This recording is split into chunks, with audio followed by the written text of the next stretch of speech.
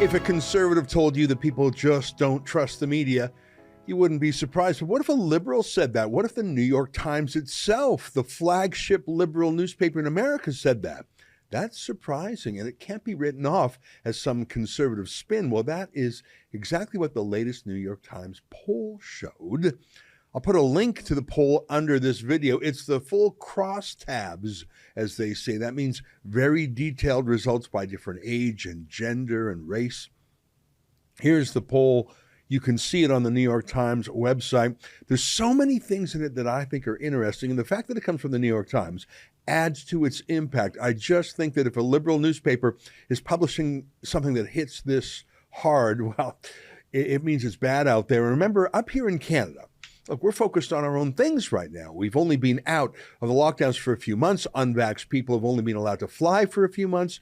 The mask mandate in airplanes was only lifted 3 weeks ago. I mean, we're a mess. Our politics are busy. There was just a Quebec election. There was a leadership vote for the Conservative Party of Canada.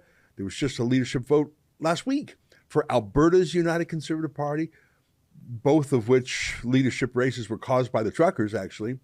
A momentous set of city elections across BC last week. A bunch of leftist incumbents thrown out. Of course, the Trucker Commission of Inquiry is underway right now in Ottawa. Inflation is crazy. I think it's pretty clear we're headed into a recession. I'm so sorry to say it. So Canadians are busy. We're focused on our own things as a country. But the United States is just weeks away from their midterm elections, remember, November 8th. It's been 2 years since Joe Biden was elected, and he's visibly declining right in front of our eyes. I mean, it's embarrassing. Here's a sample. Looking at your child, you know the needs of innocent to live, and not having the money to pay for it. Not a joke. Think about it. Think about what you'd think about at the time. Think about how you'd feel if you didn't have the insurance and didn't have the money. It's wrong. It's not who we are, and we're going to fix that too. And will people who have privately held loans, will they at some point become eligible for this forgiveness because they no longer are? We are working on pathways there to support those, but we're moving as quickly as possible to provide relief to as many people as possible. The right that I pushed hard and it finally got changed, the married couples in the privacy of their bedroom, I'm thinking about the Dobbs decision. Imagine, well, I'll get to that in a second. He does other weird things too, like touching and groping young girls. He keeps doing that. It's really creepy. Look at Dan. Now, the very important thing I told my daughter and granddaughters, no serious guys till you're 30. Okay. No what? No serious guys till you're 30. I'll keep that in mind. At least. You know, Biden hasn't done a one-on-one interview with a reporter in about a year. He only appears with his wife with him as a kind of spotter or nanny. That's a fact. You know, Biden's on vacation almost half the time just to rest up his weary bones. I think he's actually the president only in name. I think other people are running the country, and I think what President Dwight D. Eisenhower called the military-industrial complex, I think that's a big part of it. So in 3 weeks, Americans get to vote, not for or against Biden. He's not on the ballot, but he really is a kind of ballot question by proxy. Do you like where things are going in America right now? Do you like the direction of the country? It's fascinating and telling to see so many local Democratic candidates shying away from Biden. No one is asking for his endorsement, unlike Republicans who seem to get big energy from a Trump endorsement. Every single congressional seat is up for grabs, and a third of the Senate. The Democrats control things right now, but if it tips back to the Republicans, Biden will be as good as done. He'll get very little of his remaining agenda through, at least through the legislature. Remember, he still has massive executive power, ranging from foreign policy and wars to nominating judges. But the era of Biden is quite likely over if it ever started. So let me show you this massive New York Times poll 3 weeks before Election Day.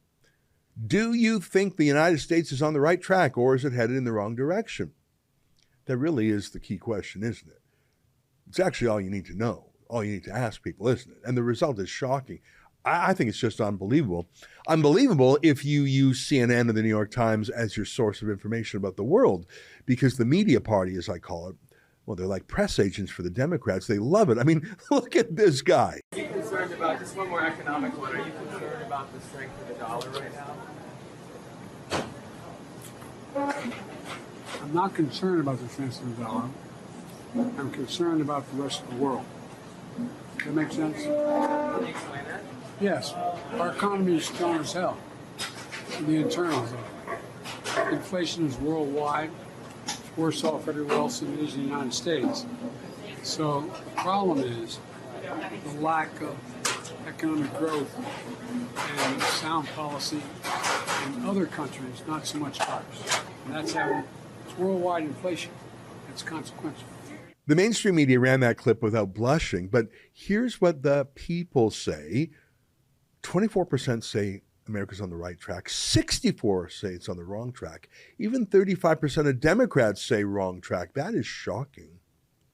Now, some Democrats would still vote for Biden even though they say he's on the wrong track, but here's the generic party split today. If this year's elections for Congress were held today, which party's candidate would you be more likely to vote for in your district? And 45% say Democrat and 49% say Republican. And this next question is truly amazing. Do you approve or disapprove of the way Joe Biden is handling his job as president? Well, look at the answers. Only 18% strongly approve. Another 21% somewhat approve. 13% somewhat disapprove, but a whopping 45% strongly disapprove. They're mad about it, despite full-time puff pieces by the media party. Trump was demonized 24/7 for years. I don't think he actually polled this low when he was president. Now, the New York Times takes a break from the upcoming midterm elections to talk for a minute about the 2024 presidential race. Fair enough. They asked this, among those who plan to vote in the Republican primary, they only asked Republicans this, if the Republican 2024 presidential primary were held today, who would you vote for if the candidates were, and then they list them. Trump gets 47%. And look at that, 60% of young Republicans. Ron DeSantis of Florida gets 28%. The rest are all single digits, Mike Pence, Ted Cruz, and others. And then they do a hypothetical matchup, Biden or Trump in 2024. And would you look at that, Trump would just beat out Biden, despite all the demonization of Trump.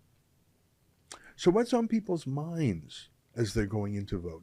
This is fascinating. Compare this list to what your news feed is likely full of.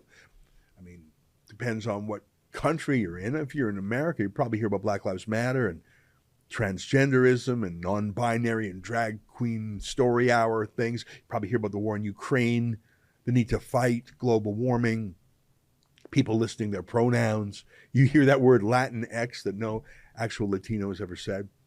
Now compare those weird, distracting issues that the news serves up for real life. Here's what real Americans say they care about: the economy, jobs, and the stock market. 26% of people say that's their issue, even higher among young people.